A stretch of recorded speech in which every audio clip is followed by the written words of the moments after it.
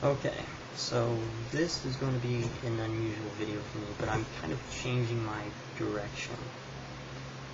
On part because I'm kind of a mediocre singer, and on part because my audio is always extremely horrible. Today I'm just going to read something out of a book for you guys. It's Max Lucado, A Gentle Thunder. Let's see. Can I get it all? It's got to tilt the other way. There we go. Max Lucado, A Gentle Thunder. It's a really good book. I highly recommend it. I highly recommend anything by Max Lucado, actually, because I absolutely love his writing. He's an amazing author. I love the stuff he does. He's just very creative in explaining God. I'm going to start by reading this because I just think it's interesting. Once there was a man who dared God to speak. Burn the bush like you did for Moses, God, and I will follow. Collapse the walls like you did for Joshua, God, and I will fight. Still the waves like you did on Galilee, God, and I will listen. And so the man sat by a bush, near a wall, close to the sea, and waited for God to speak. And God heard the man, so God answered. He sent fire, not for a bush, but for a church. He brought down a wall, not of brick, but of sin. He stilled the storm, not of the sea, but of the soul. And God waited for the man to respond. And he waited, and he waited, and he waited. Because the man was looking at bushes, not hearts, bricks and not lives, seas and not souls, he decided that God had done nothing. He finally looked to God and asked, have you lost your power? And God looked at him and said, have you lost your hearing? I just thought that was interesting, because oftentimes we ask God for something and we don't think that he listens.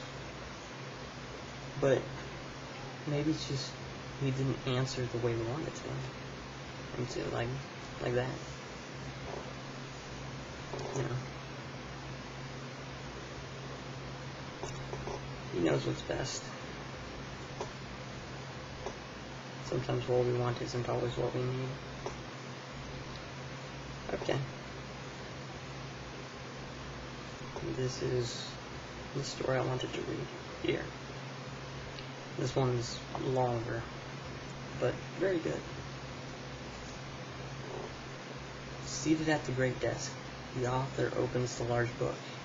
It has no words. It has no words because no words exist. No words exist because no words are needed. There are no ears to hear them, no eyes to read them. The author is alone. So he takes the great pen and begins to write. Like an artist gathers his colors, and a woodcarver his tools, the author assembles his words. There are three single words. Out of these three will pour a million thoughts. But on these three words, the story will suspend. He takes his quill and spells the first.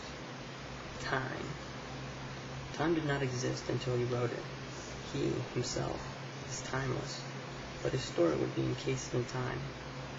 His story would have a first rising of the sun, a first shifting of the sun, a beginning and an end. The final chapter. He knows it before he writes it. Time. A footspan on eternity's trail. Slowly, tenderly, the author writes the second word, a name, Adam. As he writes, he sees him, the first Adam. Then he sees all the others in 1,000 eras, in 1,000 lands. The author sees them. Each Adam, each child, instantly loved, permanently loved. To each he assigns a time. To each he appoints a place. No accident. No coincidence. Just design. The author makes a promise to these unborn. In my image I will make you. You will be like me. You will laugh. You will create. You will never die. And you will write. They must. For each life is a book, not to be read, but rather a story to be written. The author starts each life story, but each life will write his or her own ending. What a dangerous liberty. How much safer it would have been to finish the story for each atom, to script every option. It would have been simpler. It would have been safer. But would not have been love. Love is only love if chosen. So the author decides to give each child a pen. Write carefully, he whispers. Lovingly, deliberately, he writes the third word, already feeling the pain. Emmanuel, the greatest mind in the universe, imagined time. The truest judge granted Adam a choice, but it was love that gave Emmanuel. God with us.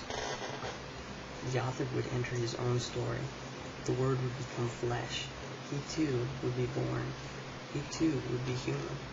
He too would have feet and hands. He too would have tears and trials. Most importantly, he too would have a choice. Emmanuel would stand at the crossroads of life and death and make a choice. The author knows well the weight of that decision. He pauses as he writes the page of his own pain. He could stop. Even the author has a choice. But how can a creator not create? How can a writer not write? And how can love not love? So he chooses life, though it means death, with hope that his children will do the same. And so the author of life completes the story. He drives the spike in the flesh and rolls the stone over the grave, knowing the choice he will make, knowing the choice all atoms will make. He pens the end, then closes the book and proclaims the beginning. Let there be light. I absolutely love that book. I thought it was an interesting way of explaining free will and God being outside of time. No. I mean, he created it. There was no time before he was there. We are in time, but in free will, each having our own book or story. But Max Lucado, great author. You can look at anything of his, I'm sure you'll love it. I love what he writes. He's just a great dude. Well, that's all for now. God bless.